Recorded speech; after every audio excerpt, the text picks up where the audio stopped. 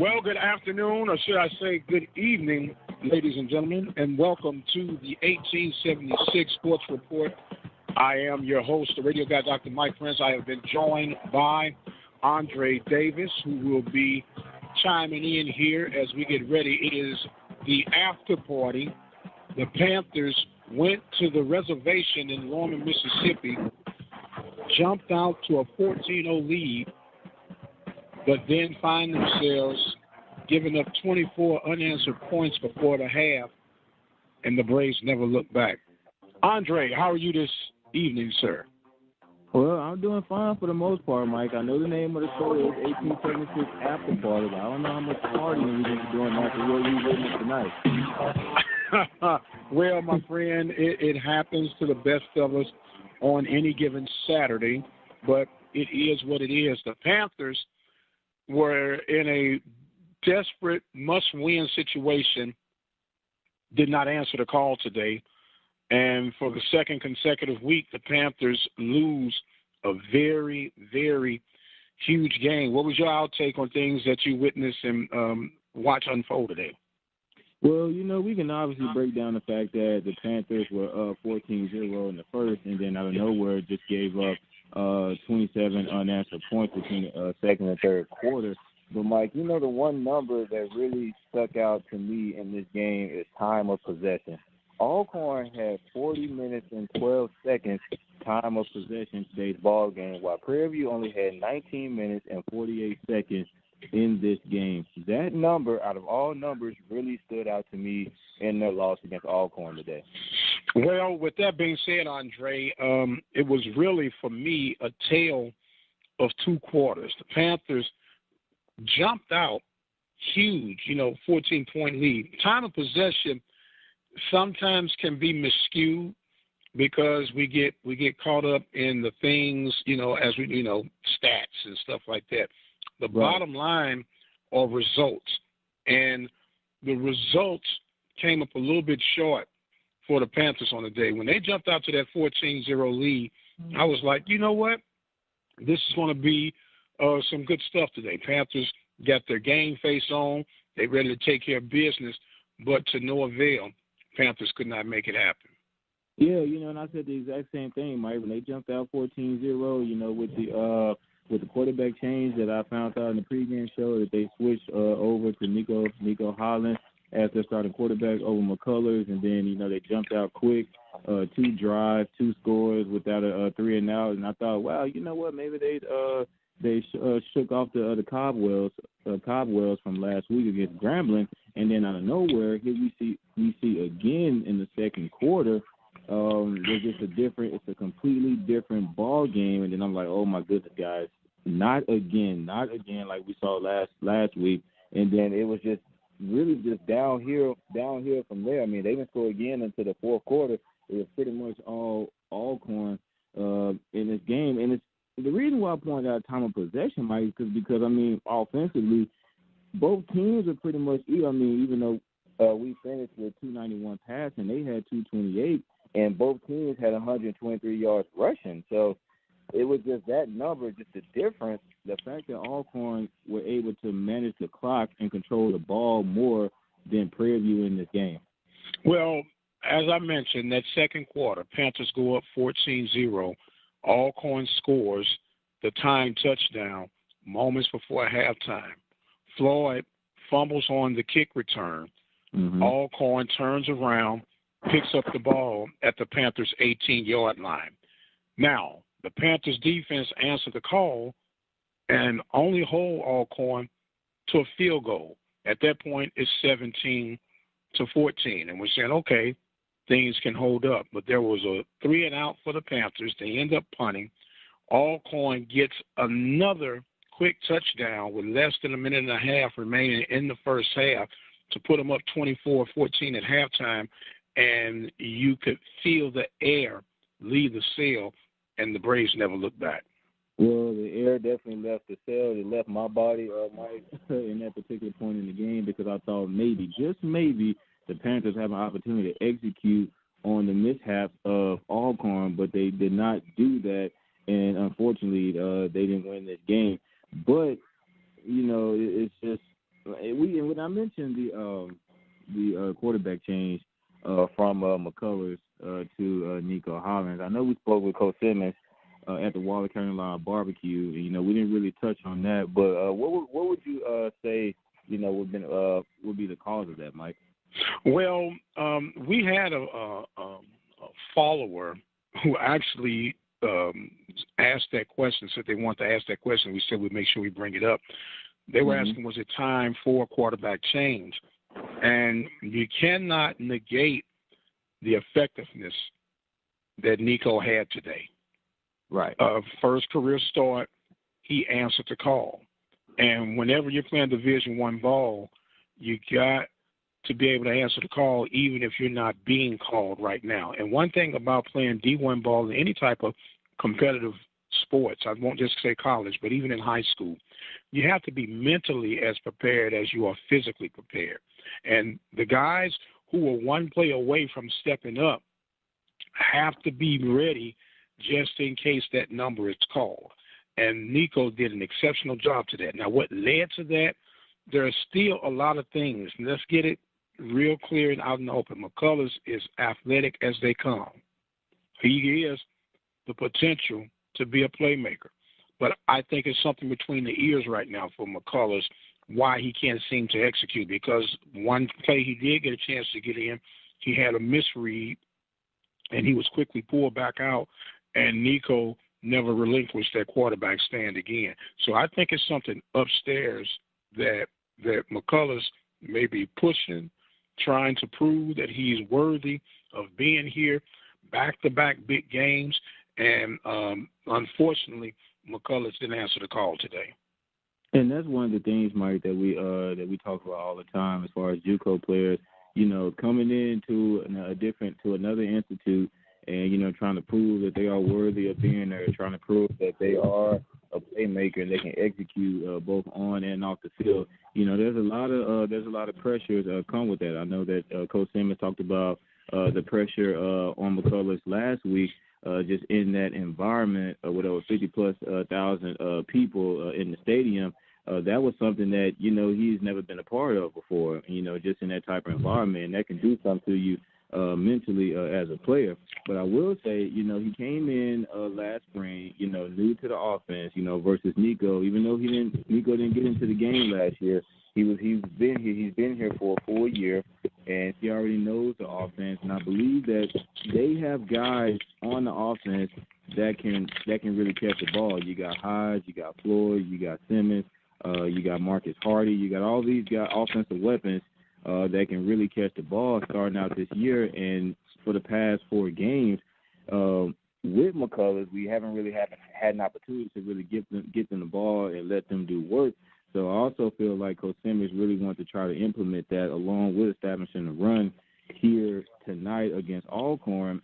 And honestly, I would say Nico, as you mentioned, for his first start, didn't actually do a bad job of that. I mean, he connected on Hodge for 4 passes for 132 yards and 2 touchdowns, and he was able to connect with Floyd for a touchdown and everything like that. And he spread the ball between Rouse, who I believe had his debut start, and then Tucker and everything like that. So he was able to disperse the ball on offense in this game, and I think he's going to be able to do that exceptionally well moving forward.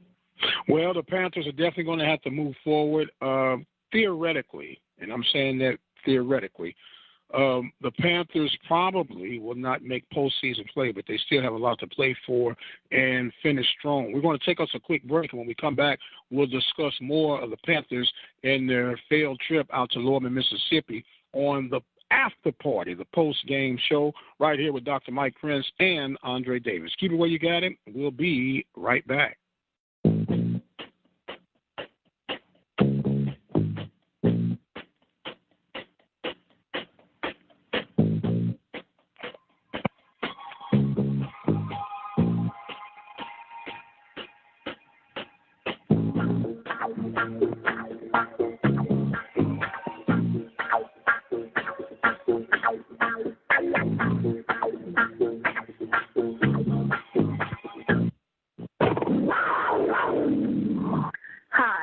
Tanya Chapel. I am a proud graduate of Prairie View A&M University. I am the local agent for Farmers Insurance here in Hempstead, Texas, waiting to handle your insurance needs. Here at the Chapel Agency, we offer affordable and reliable insurance for your auto, home, life, or business all across Texas.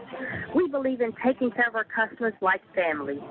We will help you find the right combination of personalized insurance coverage at just the right price to fit your needs. So come on down and meet our friendly staff or give us a call at 979-826-3026.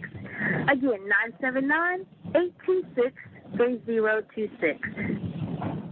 Eagles fans, brakes squeaking, front end shaking, go see Steve at Auto Check 9 to get the proper diagnosis of the problem. They'll even pick up your vehicle and give you one of their 2016 Toyotas while they do the diagnosis and fix your problem. Because at Auto Check, safety is first, and that's just how customer service should be. Give us a call at 281-440-1188 or find Steve or Kim in the stands. Go Eagles. And welcome back, ladies and gentlemen. I am the radio guy. You are listening to the After Party right here on the 1876 Coast Game Show.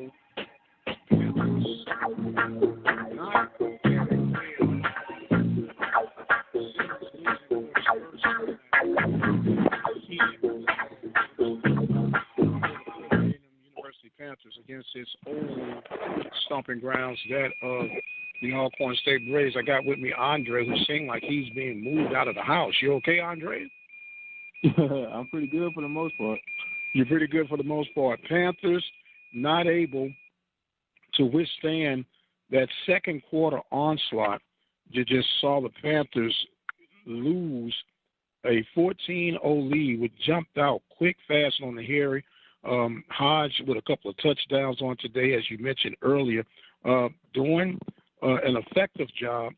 But what do you see as the Achilles heels for these Panthers right now? Well, I see that it's always been a mixture of whether or not they're going to come out and start off slow and then end up finishing better in the second half, or starting off fast and explosive and then just not playing a complete ball game. And I honestly think that that's what we saw here. They just did not play a complete ball game, Mike. And this goes to show you that in this game, it's not about big numbers, putting up big numbers on offense, but it's about how efficient on offense you can be. Because, I mean, Prairie View had more total yards on offense, even though they had, and that's kind of funny, they had more total yards on offense, even though they had less time on offense than Alcorn. They finished with 414 yards of total offense. Alcorn only had 351, but Alcorn controlled the ball more, and they controlled the clock, taking off a total of 40 minutes in this game. So overall, I mean, I just feel like Alcorn was just more efficient on offense. When they saw that they were down 14-0, clearly they felt like they still had this game in the bag. I mean, they didn't get down themselves, just from what I heard, and they continued to fight. And they continue to fight, and we just saw what happens. Even if you are Prairie View and you find yourself in a similar situation that Alcorn was in, if you continue to fight, you never know what's going to happen. And in this case, Alcorn ended up not only taking the lead but winning 34-21. Well, with that, the Panthers' conference record drops to 2-2, and historically, coming out of the West, 2 losses, you can pretty much wrap it up. Remaining conference-wise for the Panthers, they'll host Arkansas Pine Bluff. They will then take on Texas Southern, which that game was moved from the Labor Day Classic weekend due to Hurricane Harvey to November 25th. And with that being said, the luster of that game may, and I'm saying that loosely because it's still Prairie View, Texas Southern, may lose a little sting because Texas Southern lost their homecoming bout today to Alabama State, who had not won until today. So now the Texas teams of the SWAC kind of got to go back and regroup right now to kind of make sure that they right some wrongs, if you will, to get ready. Still a lot of ball to be left. And while we're going through that, I'm going to give you some scores of some late games that are going on right now. Sam Houston Bearcats are trailing Northwestern. They are in the third quarter, and that score is actually now 36-28, Northwestern on top. Southeastern Louisiana over Houston Baptist that just ended in the first quarter, 7-3. Here's another game alert. The Tuskegee Golden Tigers are leading Jackson State at Jackson State 13-0. Of course, Coach Willie Slater, who has just been promoted as athletic director for the Tuskegee Golden Tigers, had a huge win over Alabama State early this season, and he's trying to go 2-0 against the SWAC this year, and he's off to a strong start, leading by the score of 13-0. You have Central Arkansas leading Stephen F. Austin late in the second quarter by the score of 7-0. And Incarnate Word on top of Lamar by the score of 14-3. Of course, Incarnate Word will be hosting the Panthers on a Thursday night. I want to say that is November 11th or the 16th, one of those days. It escapes me right now. And we have some earlier games that have been completed from the FCS ranks. Morgan State 48, Savannah State 28. You had Howard beating Delaware State 52-23. Hampton 16, Norfolk State 14. And you had, we mentioned Alabama State beating Texas Southern by the score of 23-16. North Carolina Central ruined homecoming for Florida A&M and Coach Alec Wood, which could be the next coach relieved of duties at Florida A&M. We saw Brian Jenkins be relieved at Alabama State. Could Wood be the next one? Time will tell. Alabama A&M victorious over Mississippi Valley by the score of 49-14. Nicholls State continues to stay hot. They victorious over Abilene Christian by the score of 29-20. As that continues to roll on, of course, our score saw the Prairie View A&M University Panthers losing to Alcorn by the score of 34-21, which no doubt was a must-win situation for the Panthers, as the Panthers' back was literally against the wall, and I guess now they've broken through the sheetrock because the support has collapsed. Yes, sir. And honestly, Mike, I just feel like the Panthers need to go back to the drawing board and regroup. I believe they'll have a bye coming up this week. So take their time off, injuries or anything like that, or just, regroup and figure out what's going on after these two losses that you just that just took place these past 2 weeks, and just see what you can do moving forward. And I know that after this week, after the bye week, they'll have Bacone College on homecoming. That should be a no-brainer as to who's going to win that game. But then after that, you got Southern. So take this time to really regroup and figure out how you can overcome this adversity that I know we spoke about adversity with Coach Simmons. How you can overcome this adversity that that's been taking place here over these past 2 weeks. Well, speaking of that, Andre, when you really wrap things up right now, Southern now becomes the Panthers' playoff game, if you will. It really becomes their playoff game, because that by far is going to be probably their stiffest opponent on their remaining schedule. Not discrediting anything from Texas Southern nor Arkansas Pine Bluff within the conference, and definitely not trying to overlook Incarnate Word or Bacone College for that matter.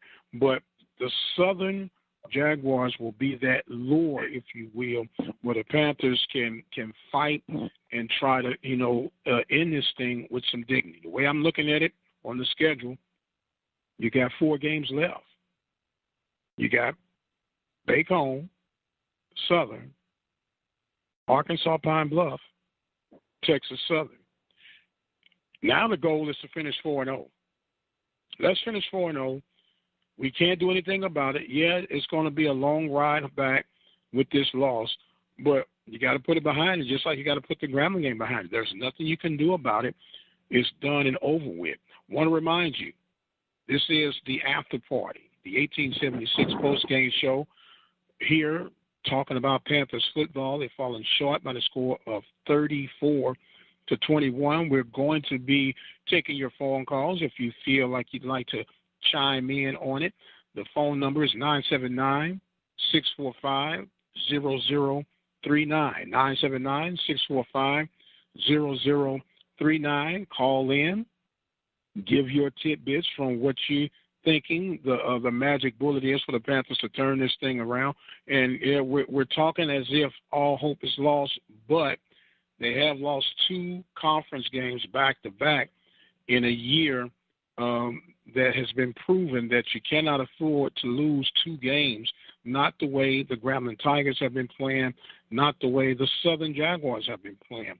And so now you were hoping that you could have won against Alcorn this week, and hopefully Alcorn could help you next time they get out on the field against Grambling, and then the rest will kind of work its way out. But now you got to finish your schedule, play hard, and go for what's broke.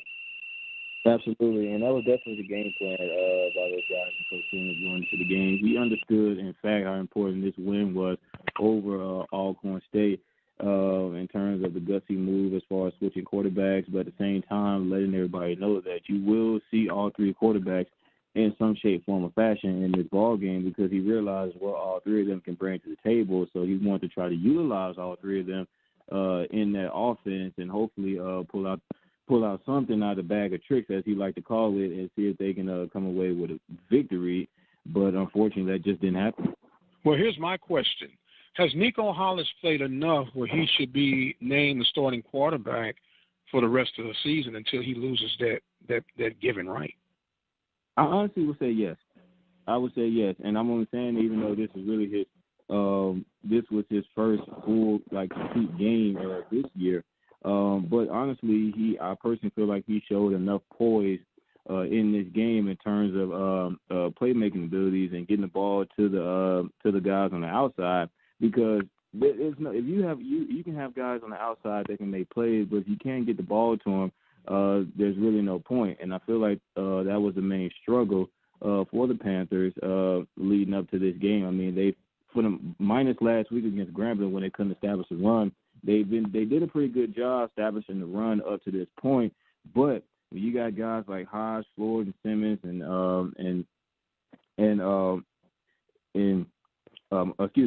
Hardy, you have to be able to get the ball to those guys. And I feel like that was something that they was lacking in the offense. I mean, let's just throw it out there, Mike. I mean, McCullers he's very athletic. He's a talented, athletic guy, but there's a difference between being a thrower and a passer. You know, and I honestly feel like Nico Hollins is a passer. Now, he'll tuck in and run it occasionally if he has to, but he's more so a passer. And as we saw tonight, minus the interception that he threw towards the end of the first half, 18 for 38, 291, and 3 touchdowns, he was able to get the ball to his guys on the outside. So I honestly feel like definitely moving forward, he's your guy until proven another. Well, it looks like we got a call coming in right now. Andre, hello, caller, you on the line? Hello, caller. Caller, you're on the line. Hold on, are you there, caller? Hello? I guess we lost them. Maybe they changed their mind. They changed their mind. I guess they changed their mind. They got a little nervous or whatever. Something was hot. If you'd like to call in, go ahead and reach us at 979-645-0039. 979-645-0039. It's the after party. The Panthers losing to the Alcorn State Braves by the score of 34-21. Now, you're saying that Nico has earned the right to start. If that being the case, and I'm just asking this question, is McCullers going to be considered a failure? Honestly, no. I honestly don't feel like he would be considered a failure, because the thing is, Mike, he's still a guy that can be a huge asset to the offense because, as I said before, he's athletic. He's very athletic. They even tried it today with Morton. You know, he wasn't out there. He came in at one particular time in the game as a quarterback, but they used him, you know, as a wideout, and I believe he ran the ball for 36 yards or something like that. So they found a way to establish him on offense, and you can do the exact same thing with McCullers. Just because he's not your guy drop back in the passing, that doesn't mean he can be an asset to your offense in any shape, form, or fashion. Nico Hollis, a strong performance, as you mentioned, 18 of 38, 47.4% completion rate, 291 yards, 3 touchdowns. The interception is kind of misleading. That was at the end of the half, right? As they was trying to get a play in. But his longest reception of the day was for 46 yards. He ended up with a pretty productive day. Meanwhile, McCullers was 0 for 2 in the quarterbacking area, and even Morton had an attempt at 0 for 1. But once again, we're not talking about it much. The running game still somewhat struggling. Tucker, 6 rushes for 40 yards. You had Morton with the big scramble for 130. I'm sorry, not 100. One rush for 36 yards. McCray coming off an injury, 6 rushes for 31 yards. And Nico Hollis, 3 rushes for 15 yards. And Broach, which was somewhat surprising, only 2 touches for 5 yards. Not the running game that the Panthers were counting on leading into this season. Yeah, and honestly, that's the shakiness of those stats, Mike. We've been seeing that for the past 2 or 3 weeks now. And, you know, you got guys like Tucker, McCray, and Broach, 3 running backs who, honestly, I feel like are evenly matched, in my opinion. I mean, Tucker is your leading guy, but that's because, you know, Tucker normally breaks more often than McCray and Broach. But ironically, Broach and McCray are your bigger backs. So it's kind of like you either have Tucker and McCray one day for most of the yards, and then Broach, you know, for not so much. Or then you'll have Broach and Tucker, and then not McCray. But they haven't really found a way to utilize all 3 of those guys at the same time on the same game. You know, honestly, I would like to see Tucker used more as a wideout. Well, not as a wideout, but more so kind of like a flanker split as a flanker, yes sir, like a flanker or a wide receiver, because he's very talented when he has some room to work with versus running between the guards and tackles, because he's only 5'7" and 170 pounds, so there's only so much he can do unless he gets some open space. So I would like to see them utilize him more in that aspect of the offense, and then you can finally get Caleb Broach and McCray in there more often for your offense.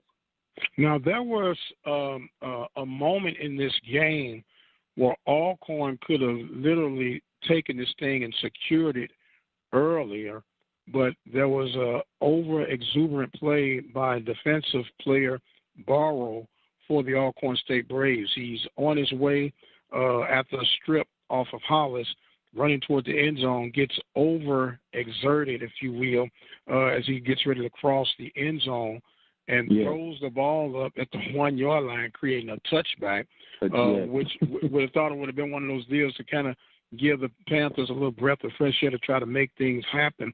But nonetheless, the Panthers just did not have the answer for the Braves on today. But there's another thing that we need to note out.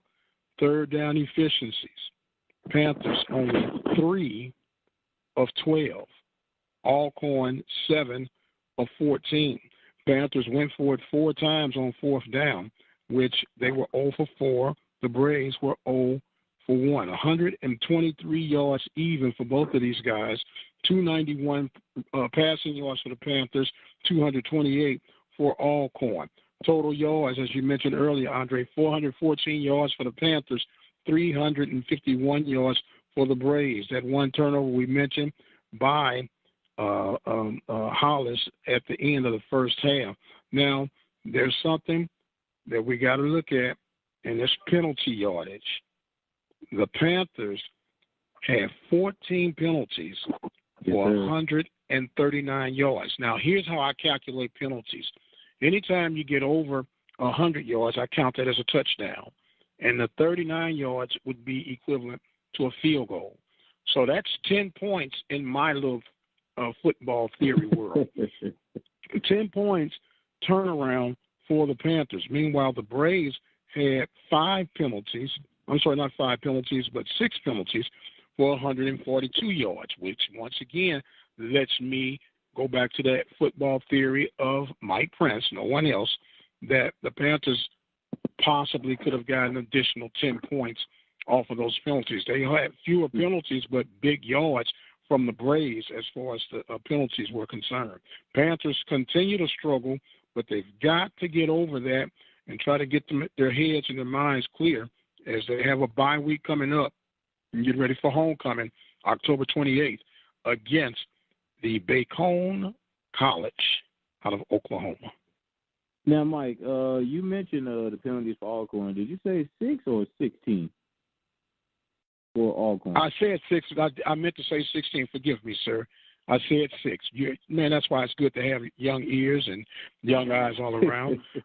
You're absolutely right. It was 16 penalties. There was a lot of penalties thrown in this game. Yeah. Total of 30 penalties that were accepted in this game. 30 penalties. Yes, sir. Now they had 2 more penalties than Prairie View, but nonetheless, at the end of the day, it still doesn't matter because you pointed out the efficiency, third down efficiency, specifically for Alcorn. They were 7 for 14 on third down, and that's a stat that I also like to point out too in terms of the results of a game.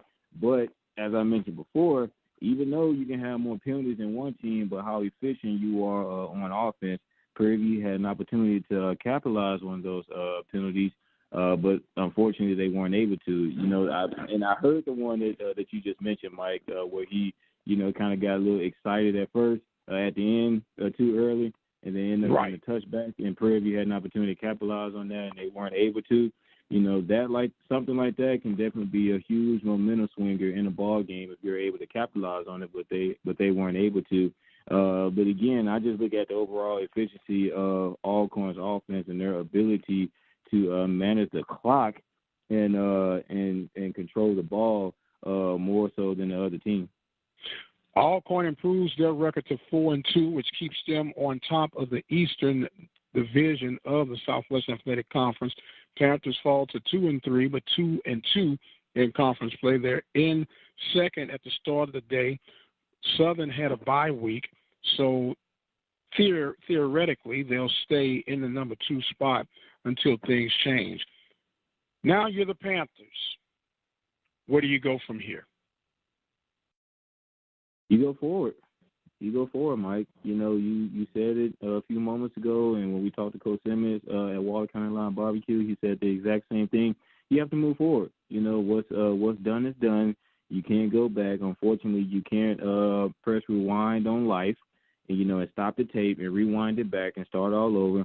You can't do that, unfortunately. But now you have to move forward. I'm sure they're gonna watch a lot of game film and a lot of practice and also getting rest between now and when they play Bacone College and regroup and figure out where can they go from here. Not looking over Bacone College, because at the end of the day, they tie their shoes just like Prairie View tie their shoes, and you still have to go out there and play. So you definitely want to look over them, even though most of us have put a W in that column. But you definitely don't want to look over them before you get ready for your next opponent. After that, which will be Southern. So you just have to go forward from here, and not only fixing the mistakes you made in the last game, but also learning from them. So you can fix them, but you also have to learn from your mistakes and try not to make those same mistakes in your next game. Absolutely. We are at the after party. The Panthers falling short in Lorman, Mississippi, 34-21. We got to take us another break, and we'll be right back with more scores, updates, and highlights throughout the world of college sports. You're listening to the Open Mic Broadcast Network.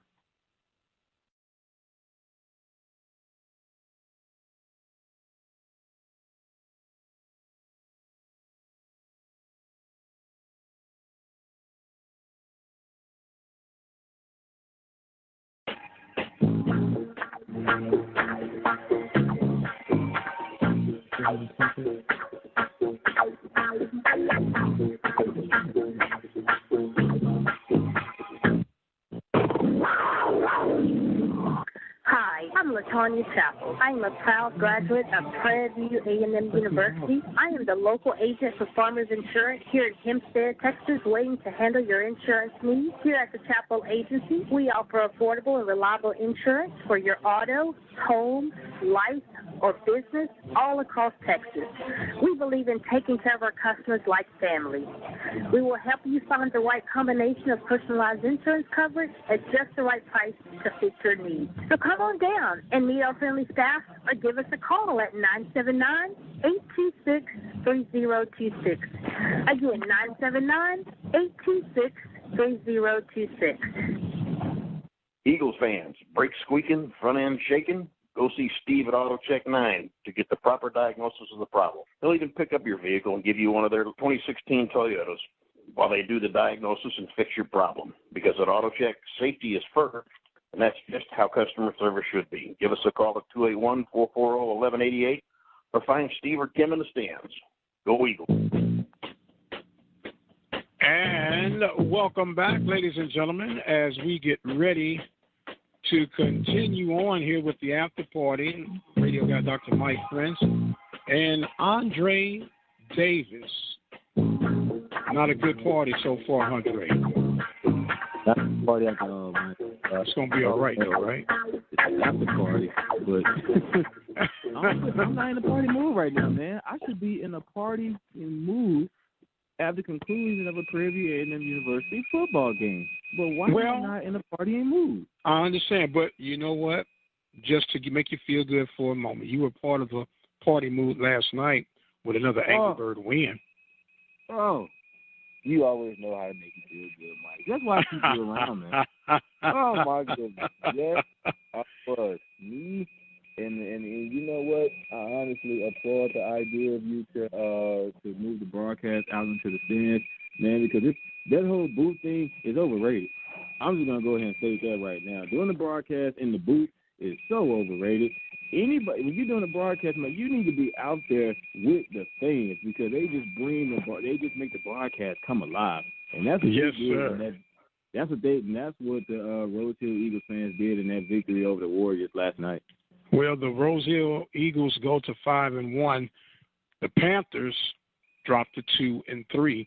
This is the 1876 post-game show. Mike Prince and Andre Davis. It sounds like Andre is moving bodies or something. I don't know what he's got on the other end of that, but we're gonna work through that. The Panthers have stuck themselves in a pretty tough jam right now, and only they can be the ones to work themselves out of it and get things going. We gave you a bunch of scores in the FCS earlier, as we will now try to get you some things from the FBS just getting on the way as they are down in the swamp. They're actually in the second quarter. Texas A&M and Florida Gators all knotted at 3. University of Texas San Antonio taking on North Texas. North Texas on top by the score of 16-10. You have Southern Mississippi on top of University of Texas El Paso by the score of 7-0. Missouri, and the only reason I'm bringing up Missouri because they're in the SEC and that's where I'm from, and they stink this year. They're playing number 4 Georgia right now, losing by the score of 14-7 late in the first quarter. Does not surprise me at all. Texas Tech, this has to be probably one of the flops of the weekend, even though there were some big flops of the weekend. We'll get on to that in just a minute. But they lose to West Virginia Mountaineers by the score of 46-35 after being up most of the part. And don't look now, but Iowa State has changed their drinking water after getting the upset win over then-ranked number 2 Oklahoma. They continue to pound in the Big 12, beating Kansas. I don't even think beating is a proper word. Slaughtering Kansas by the score of 45-0. You have TCU having no problem taking care of Kansas State. The number 6 ranked TCU Horned Frogs end up winning 26-6. Oklahoma and Texas for the Red River Shootout at the Cotton Bowl in Dallas, Texas. found Oklahoma, who had dropped down to number 12, holding off the Longhorns, winning by the score of 29-24. Baylor continues to be the Baylor of old, losing to Oklahoma State, 14th ranked Oklahoma State, 59-16. Houston had no answers for Tulsa. Tulsa pushed Houston around, winning 45-17. You had another game of, I guess, interest, at least for me, I would think would be interest. I don't know about you, Dre, because, you know, you're a hard guy to please every now and then. But we got Arkansas, Pine Bluff, and Central State. They are having Arkansas State at Central. Okay. 14-7. Forgive me about that. I saw Arkansas and already consumed. And then I know you like the Roll Tide. Roll Tide is actually absolutely rolling right now over at Arkansas by the score of 17-0. Mike Prince along with Mr. Andre Davis. And before I go further, Syracuse fell hard too. Oh my! I mean, not Syracuse, but Clemson. I mean, not Syracuse, Clemson. Clemson fell hard to Syracuse. And what about what Cal Berkeley did to Washington State? Now, as far as Syracuse and Clemson, Syracuse upset Clemson in that 27-24 win, but Cal beating Washington State, I wouldn't even call that an upset, even though Washington State was coming in ranked number 8, I believe. A 37-3 win? Do you really call that an upset? I call that a manhandling. That's a slaughter knocker, whatever you want to call it, Mike. that was more than an upset. Yeah, that destroyed them. And you talk about upsets. I'm a little upset right now. Our Panthers didn't make the mark tonight. However, they got 5 football games left. Andre, is it 5 or 4? 4 football games left. Got 4 football games. 4 football games left. And they got to pick up the pieces, right division if you could. Right now, they're sitting at 2-3. Is that right? 2-3? Yes, yeah, sir. That's right. 2-3. And let me see. We got Bacone. We got 5 games left. I wasn't counting Bacone. Forgive me, Bacone. The Panthers. I don't think I was either. The Panthers can finish up still with a winning record. 3rd consecutive season of having a winning record under the leadership of Coach Shotgun Willie Simmons. Now, we know fans are going to be fans, and people are going to start hollering and griping, and they have every right to do that. And they're going to start questioning whether or not the Panthers, under this Willie Simmons-led team, can get over the hump in the games that matter. What's your take? Yeah. Well, Mike, I understand that. From a fan standpoint, those are the guys that are supporting your program. Those are guys that are paying their money to see a productive product put out there on the field every Saturday afternoon. But at the same time, you also have to understand how this stuff works. And I feel a lot of times as fans, as long as they're paying their money, they expect the product to be put out there efficiently. And in this particular case, they expect you to win. And that's really the bottom line. I notice when people are paying their money, they just want to get down to the bottom line. The bottom line is, are you winning? And honestly, we did not expect the Panthers to start this season out 2-3. We kind of threw up, the Sam Houston game, and then it was kind of a question, especially for me with Nichols. And then they turned around after that, and they took care of business with Alabama State and then Jackson State. We didn't really know if that was going to be a true tester, until we got to Grambling State, and then we found out that it wasn't. And then here we go with the loss with Alcorn. But from a fan standpoint, I get it. You're paying your money. You expect the efficient product every Saturday afternoon, but you also have to understand the back end and the grunt work of this business as well. While you're saying that, I think both sides got to have a measuring stick of, I guess tolerance would be my word of choice. And the reason I'm saying that, as long as I've been involved with athletics, I don't ever recall a guy or girl, for that matter, purposely going out to fail. I don't recall that, unless you were involved with some type of number shaving thing of that nature. I don't think anybody's shaving numbers in Panther Nation.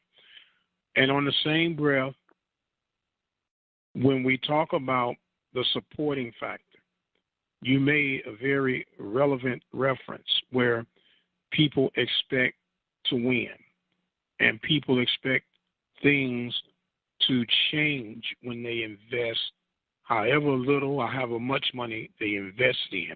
They figure that's my hard-earned money. You're asking me to give, and in the old infamous words of Janet Jackson, what have you done for me lately? Mm-hmm. So with that being said, there has to be a happy medium. There has to be a balance somewhere in between. I know we got some PV Nation people that are listening right now. Give us a call at 979-645-0039. Share your thoughts on this particular subject or any other subjects that you may have. You might have some other SWAC fans or MEAC fans. You can come right on in and be a part of the after party right here. Not a whole lot for us to party on. I'm going to blame Andre on that one this week.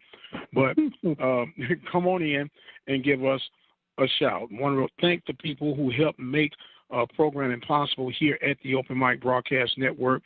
Of course, our brother in the great city of Brenham, Texas, and you know who I'm talking about, Brother Henry from Mobius Cafe and Pizzeria. We're going to try to see if we can find an update for the Glen Buccaneers. They were in New Mexico, taking on New Mexico military. We'll try to get that for you before this show concludes. Also, want to thank Bush's Chicken, also in Brenham, Texas. I want to thank Auto Check 9 from Spring, Texas. Got to thank the good people who make things possible from Farmers Insurance right in Hempstead, Texas, Miss LaTanya Chappell, who is a PV graduate, class of 1993. That's my year, Andre, in case you didn't know that. And we want to thank you, the listeners, for making the Open Mic Broadcast Network what it is. Dre, bye week. Yes, what sir. do you do if you're the Panthers? Well, one, you definitely you have to take the opportunity to rest up. What I mean by that is, handle the nicks and knacks, any of the bruises that you've taken, because you've taken a lot of physical contact just between Grambling and Alcorn, those 2 weeks put together. So you want to come back refreshed, but also take this time to really regroup for these last 5 games, because these last 2 really haven't ended well for you. And you mentioned the update for Glen, Mike. They were victorious against New Mexico Military Institute by a score of 27-13. Don't have a box score yet, but the Glen Buccaneers were victorious tonight. So the Bucs improved their record to 6-1, and that is a very impressive record. And it looks like the Braves, not the Braves, but the Glen Bucs are going to have some postseason action. You ready for some postseason, brother? That means we're going to have some postseason action. Yeah. We'll talk about that on the Coach Mahon show. But right now, Panthers falling short to the Braves in Lorman, Mississippi. Their homecoming 2017. And I know that has to be one of those bitter pills for Coach Simmons to have to swallow, being that he was a part of Brave Nation so many, not so many years, but some time ago, that he has moved on. This is his first loss to his old school under his leadership at the Panthers. And it's one of those deals that sooner or later you got to face that music. Just like sooner or later, we're going to have to get over that Grambling hump. And I really think, personally, that the Grambling game was still kind of lingering on these guys today. And that's one thing that I was hoping was not going to happen in this ball game. So I know that's one thing that we talked to Coach Simmons specifically about at Walter County Line. And, you mentioned the fact that you was going up against a team that, I don't know, he was going up against a team that he was once there at a particular time before he came to Prairie View. So I know that he knew that organization up and down. I know he recruited some of the guys that were playing. One in particular, the quarterback, Lenore's Footman, was the quarterback that he recruited when he was there, who finished with 138 yards passing. I believe he had a rushing touchdown today as well. And then on top of that, as you mentioned, it was their homecoming, Mike. And if you were the Panthers, even though you went up 14-0 in the first quarter, if you thought that they were just going to lay down on their homecoming, you really had another thing coming, and they proved just that. So I know there's going to be a long ride home from Norman, Mississippi for the Panthers, but especially for Coach Simmons as well. Well, you try to remove yourself emotionally, at least on the surface, when you doing these games and taking care of business. But you got to know that deep down inside, especially if you're any type of competitor, that the wheels are churning and the juices are flowing, and you really, really hate to see that one get away. And speaking of a game that has not gotten away, Jackson State has climbed back. They've scored a touchdown. They now trail Tuskegee by the score of 13-7. We are at the after party. Panthers losing by the score of 34-21. Started out great. Cadell Hodge connecting with Nico Holland for a 46-yard TD reception. Put the Panthers up early after Zach Elder PAT. Panthers was up 7-0 in the first quarter. And then there was a rushing touchdown for Alcorn. That put the Panthers up 14-0 after that touchdown because Darius Floyd had a 9-yard TD pass. And then you had a rushing touchdown by Noah Johnson, which cut the lead in half.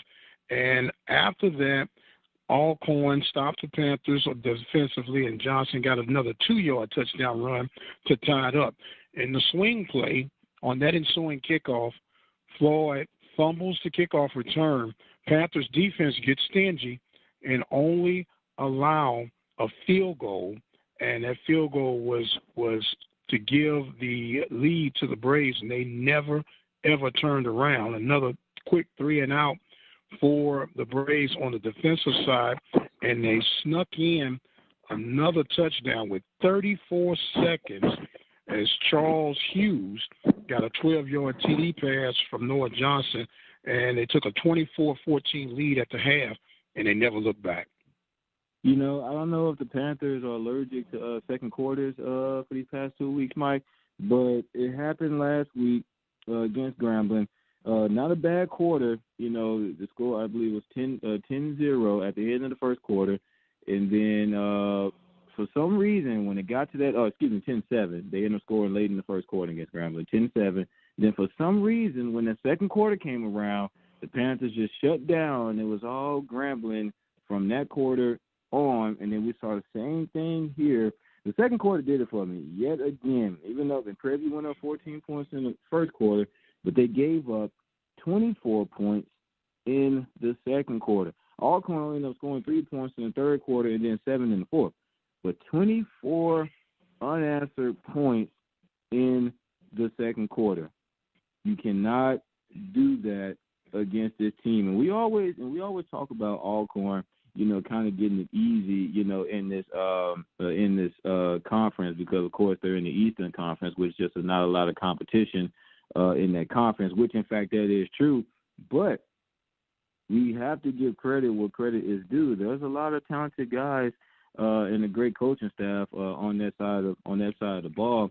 And unfortunately for the Panthers, they proved just that in this game. How you answer your naysayers, you win the games they put in front of you, and let the rest take care of itself. There is no need to talk about who's weaker, who's stronger, which division's this, which division's that. You got to win your games that are put in front of you. Alcorn seems to get it done. Like when I look at Alcorn, just the way I look at Grambling, I don't see anything that jumps off the pages other than Kincaid for the Tigers. You got to give Kincaid his credit, and Footman for the most part. But Footman was not a factor today. Footman was not a factor. The Braves and the Tigers seem to have a bit of an edge over the Panthers. And I don't know if that's all psychological. I don't want to say it was physical, but not quite sure. That's one of those, what's going on? What's making this happen? That make you want to scratch your head for a little bit. You know, and I definitely agree. You know, Footman, you know, he wasn't really a factor, but he wasn't a factor, but he did just enough. You know, he finished with 138 yards, and you know, like you say, he had 38 yards rushing for a touchdown, but that was off of 12 carries, which means he was only averaging, I believe, 3 yards per carry. So, yeah, exactly. So as far as him being a factor, statistically speaking, he wasn't a factor, but at the same time, he was able to be a leader and step up for his offense and lead his offense up and down the field for 4 quarters and manage the clock well. And when you can do that and keep your defense from being out onto the field and keeping the opposing team offense from being out on the field, that right there can be a changer, a momentum changer in the ball game. Well, you talk about the momentum changer. We talked about penalties, and we talked about time of possession. And when it all settles and the dust is settled, when you look at it, it is 19 minutes and 48 seconds for the Panthers, 40 minutes, 12 seconds for the Braves. That is literally 2-1. Yes, sir. That's a big difference. That's a huge gap, Mike. That's a huge gap. You know, I understand that. You know, you're a defensive guy. You a defense. You know, I'm an offensive guy. I play running back. You play linebacker. So, you know, at the end of the day, I understand defense wins championships, but defense got to stop the offense. And you got to give your offense a chance to get on the field and score. That's why, in fact, Alcorn didn't have as many offensive yards as Prairie View, even though they had the ball for a long period of time over Prairie View.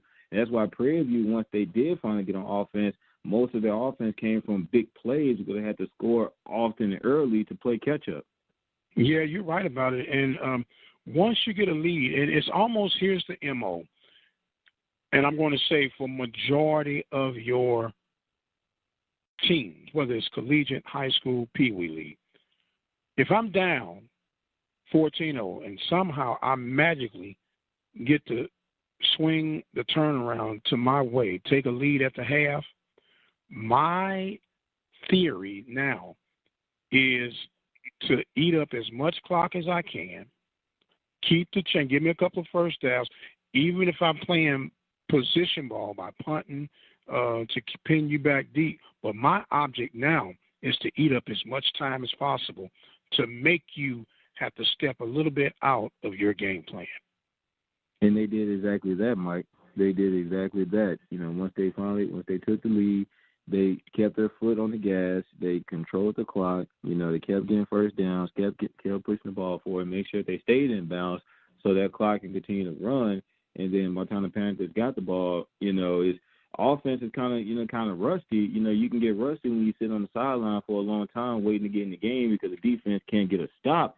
And ultimately, you know, you how can you be efficient from that? I understand, and you making it seem as if this was all defense. Now you got to give credit to Alcorn's defense too. Now, right? You do. You got to give credit to them because remember now, if I score 100 points and you score 101, I still lose. So it still does boil back down to defense. It was just not the Panthers' defense today. Yeah, and like I say, and as far as the offense, you know, I'm not necessarily trying to put the blame on the defense, but at the same time, when your offense is out there and you can allow them to continue up that momentum, because momentum in a football game, me and you both know this, it shifts throughout the course of a football game. 1 minute, one team can have it, and then within a blink of an eye, the other team can have it, and then vice versa. It shifts all the time throughout a football game. And then in the beginning of the game, The Panthers had that momentum, and that was on offense, led by Nico Hollins. You want to do whatever it is you can to keep that momentum going for you in a game. You're right. And I say we could discuss this all the way until the next time the Panthers play, which will be October 28th. But because of that, and because I respect your time, we're out of time. After party is a production of the station is home in my conservative music through faith and athletics for Andre Davis and radio guy Dr. Mike Pence. Thank you guys so much. Remember to follow me on Twitter at Radio Guy. Instagram is Radio Guy 22. Our Facebook page is Open Mic Broadcast Network. You guys be blessed. Panthers licking their wounds, but they shall rise to fight another day. Thank you all so much for joining us. Dwayne, another job well done. Say good night to the lovely people. All right, good night, guys. Thank you so much. All right.